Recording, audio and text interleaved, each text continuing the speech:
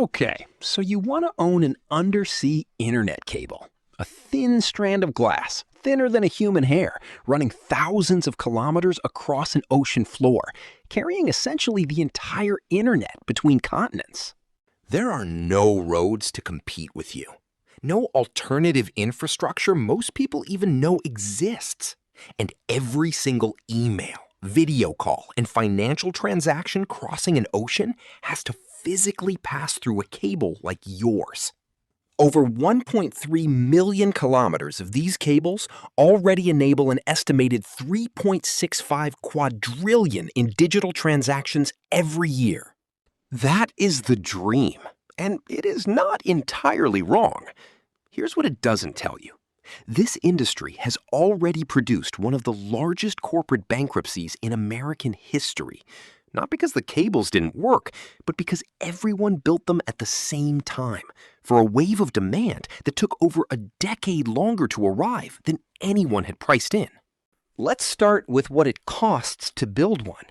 Laying a subsea internet cable runs between roughly $1 million and $2 million per kilometer, with the cable itself, the actual glass and armoring, costing $6,000 to $50,000 per kilometer, depending on fiber count and how heavily it needs to be protected near shore. A transatlantic cable spanning 7,000 kilometers costs around $250 million, while trans-Pacific routes can reach $400 million.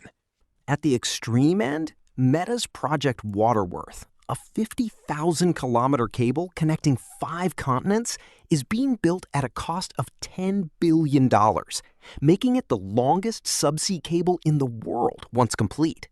Industry-wide, the value of new submarine cables entering service between 2025 and 2027 is projected to reach over $13 billion, roughly double what was invested in the previous 3-year period, driven largely by hyperscale tech companies like Meta, Microsoft, and Amazon, increasing their bandwidth demands by as much as 60% a year.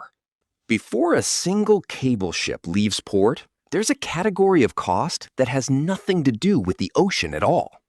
Cable systems have 2 halves: the wet plant, meaning everything underwater, including repeaters that amplify the signal roughly every 60 to 80 kilometers, and the dry plant, meaning the cable landing stations, power feeding equipment, and transmission gear on shore at either end.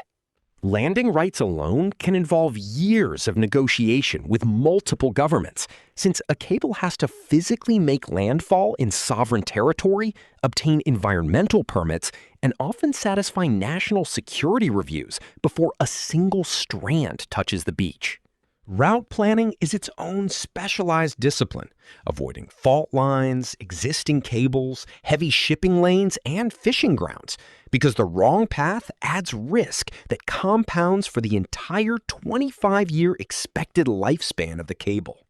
Here's the trap sitting underneath the entire business, and it's the same one that produced the industry's most catastrophic collapse. A cable earns its highest revenue when it first enters service, while capacity is scarce and prices are high. But cables take years to plan, permit, and build, meaning the moment you commit hundreds of millions of dollars to construction, you're betting that the demand forecast driving that decision will still hold true by the time the cable actually goes live, often years later. If too many competitors make the same bet at the same time, and the underlying demand doesn't materialize on schedule, the entire industry can end up with a functioning, technically excellent network nobody can afford to have paid for.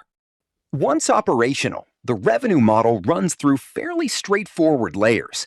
The core is selling capacity, more specifically wavelengths and fiber pairs, to telecom carriers, content providers, and increasingly directly to the hyperscale tech companies, who are now large enough to justify owning their own cables outright, rather than leasing space from someone else.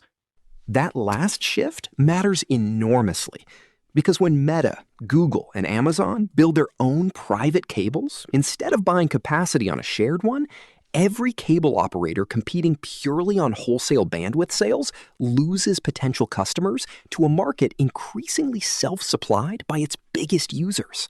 Consortium cables, jointly funded by multiple telecom companies who each want guaranteed capacity without shouldering the full construction cost alone, spread the financial risk, but also spread the ownership, meaning no single party captures the full upside if demand does turn out to be strong.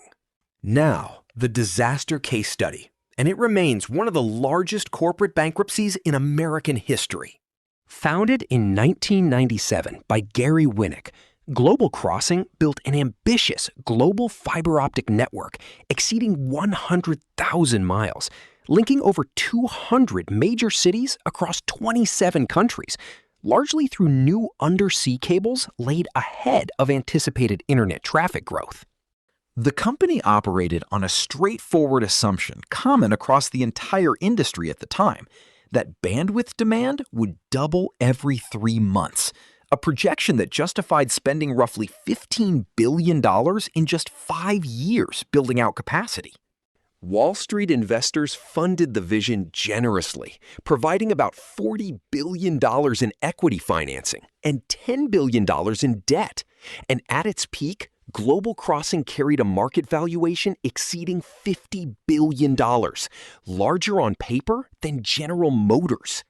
The anticipated surge in traffic never arrived at the scale the industry had bet on. By June 2001, industry estimates indicated that 95% of newly installed fiber optic capacity across the sector sat completely unused, or dark, as the industry called it. Global Crossing's own revenue fell from $3.8 billion to $2.4 billion in the first 3 quarters of 2001 alone. And in the fourth quarter, it posted a $3.4 billion net loss on just $793 million in revenue, while still paying roughly $600 million a year in interest on its debt. On January 28, 2002, Global Crossing filed for Chapter 11 bankruptcy, listing $22.4 billion in assets against $12.4 billion in debt, at the time the 4th largest bankruptcy in American corporate history. The cables themselves weren't defective. The network genuinely worked, and much of it is still in use today under new owners. The company failed because it, along with essentially the entire telecom sector simultaneously, built infrastructure sized for a demand curve that took roughly a decade longer to actually materialize than the financing models had assumed, leaving a functioning global network with almost no paying customers relative to its enormous fixed cost of capital. Let's run the numbers on 2 scenarios. Optimistic case, you build a 7,000-kilometer transatlantic cable for $250 million, having pre-sold long-term capacity contracts to 2 or 3 major hyperscale customers before construction even begins, guaranteeing baseline revenue the moment the cable lights up. At a healthy utilization rate, selling remaining wavelengths to carriers and content providers, the cable generates $60 million a year in capacity revenue, against operating and maintenance costs of roughly $15 million, leaving a genuine $45 million annual margin on an asset with a 25-year expected lifespan. Precisely the kind of demand-secured project driving today's $13 billion wave of new investment. Realistic case, the same $250 million cable, built on optimistic industry-wide demand projections rather than pre-signed contracts, exactly the model that defined the late 1990s build-out. By the time construction finishes 2 to 3 years later, several competing cables on the same route have also come online, chasing the same anticipated demand. Wholesale bandwidth prices collapse under the resulting oversupply, exactly as they did industry-wide by 2001, and the cable's actual revenue lands at a fraction of the business case that justified building it, leaving debt service that the cable's real-world utilization simply cannot cover. So if you decide to own an undersea internet cable, understand what you're actually buying. You're not buying a fixed monopoly toll road the way an airport or a seaport works, because unlike physical geography, bandwidth demand can be met by any competitor willing to lay a parallel cable on a similar route, and increasingly by your own biggest customers building their own. You're buying a multi-year bet that the specific demand forecast justifying your construction budget will still be accurate by the time the cable goes live. In an industry that has already proven, at a cost of tens of billions of dollars, exactly how wrong that forecast can turn out to be. Secure your customers before you lay the cable. And this remains one of the most essential pieces of infrastructure on the planet. Build it on projected demand alone, the way an entire generation of telecom companies did in the late 1990s, and you may end up owning a perfectly functioning cable that the market simply wasn't ready to pay for.